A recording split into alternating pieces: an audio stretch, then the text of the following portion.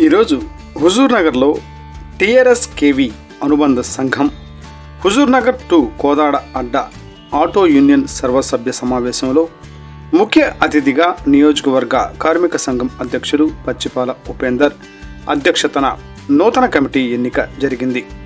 Union నూతన అధ్యక్షులు ఆవుల నాగరాజు, ఉపాధ్యక్షుడు ఎండి ఇబ్రహీం, కోశాధికారి కడియం కృష్ణయ్య, కార్యవర్గ సభ్యులు నరసింహ, వెంకటేశ్వర్లు, మురళి. ఈ కార్యక్రమాన్ని ఉద్దేశించి పచ్చిపాల ఉపేందర్ మాట్లాడుతూ ఆటో కార్మికులు, ప్రభుత్వం మహిళలకు ఉచిత బస్సు ఏర్పాటు చేయడం వల్ల ఆటో కార్మికులు ఆటో ఫైనాన్సులు కట్టుకోలేక ఇప్పుడున్న పరిస్థితుల్లో పిల్లలు ఫీజులు, ఇంటి ఖర్చులు తట్టుకోలేకపోతున్నారు. ఈ పరిస్థితుల వల్ల ఆటో కార్మికులు ఆత్మహత్యలు చేసుకుంటున్నారు. ఫైనాన్స్ కంపెనీలు ఆటోలను సీజ్ చేయడం ఆటో మీద ఆధారపడే కార్మికులకు జీవనాధారం పోతుంది. ప్రభుత్వం ఆటో కార్మికులకు ఇచ్చిన హామీలను తక్షణమే అమలు చేయాలని కోరారు.